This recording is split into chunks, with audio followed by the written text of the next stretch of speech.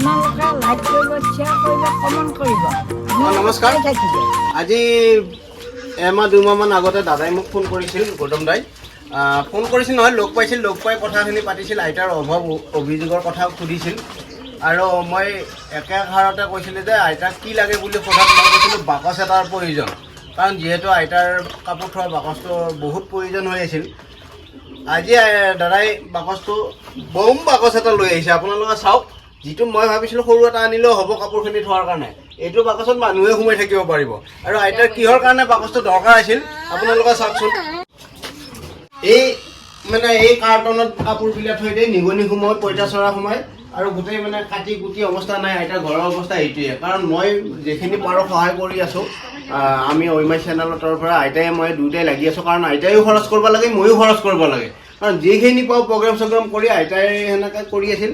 কিন্তু বাকচটো আনিব যাওঁতে 2-3 হাজাৰ টকা লাগে, সেইটো মই পাৰা নাছিলোঁ। আজি দাদাই আনি দিলে।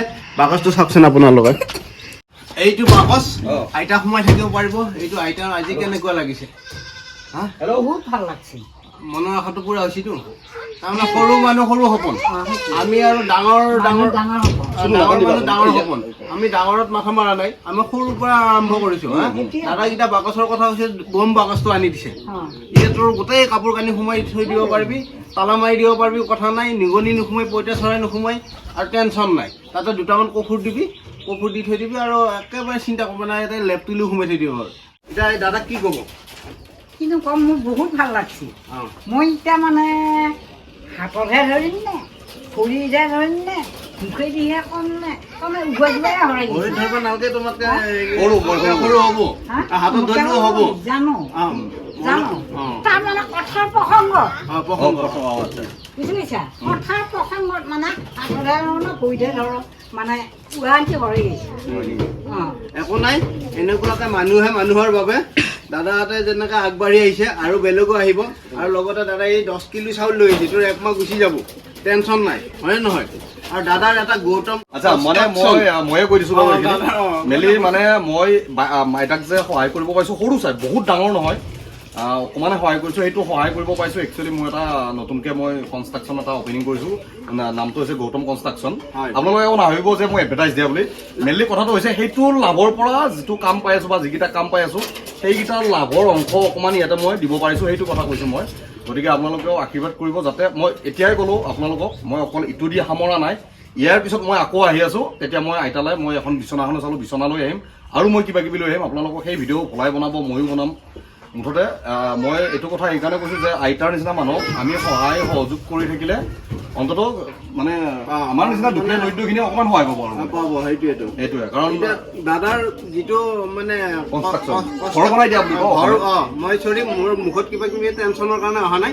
দাদাই যিটো ঘৰৰ কাম কৰি আছে, আপোনালোকে সেই বস্তুটো ফ'ল' কৰিব, চাব। আৰু যিটো দাদাই লাভৰ অংশ দিছে, সেইটো আমাৰ ভাল মানে দুখীয়াৰ কাৰণে কাম কৰি আছে। অকল আইতা বুলি নহয়, অল এছামত সহায় কৰিম। তাৰমানে মই অল এছামত যিমান এনেকুৱা আইতাৰ নিচিনা মানুহ আছে, বা মিষ্টাৰ বিটুৰ ওচৰতো গৈছোঁ, তাতো কিবা অকণমান কথা দিছোঁ। আকৌ নেক্সট মাহত, এই মাহতে মই মিষ্টাৰ বিটুৰ ওচৰতো যাই আছোঁ। গতিকে ভোলাৰ ঐমাই চেনেলটোৰ জৰিয়তে আপোনালোকক কৈছোঁ যে আইতাৰ নিচিনা মানুহ বহুত আছে অল এছামত। আমি যদি অলপ মানে সহায় কৰিব পাৰোঁ, ধৰক মানে বহুত মানে টকা পাব। এতিয়া এটা কথাতে দাদাই বাকচটো আনি দিলে, লগতে বৌদ্ধ সামগ্ৰীখিনি আনি দিছে, আৰু পিছতো চাম বুলি কৈছে। সেইকাৰণে আমি পাহৰিব নোৱাৰোঁ। এটা সৰু উপহাৰ, কিন্তু মই ইয়াতে কথা দিছোঁ, ভোলাৰ ঐমাই চেনেলৰ জৰিয়তে মই কথা দিছোঁ যে মই আৰু আইতাক সহায় কৰিম।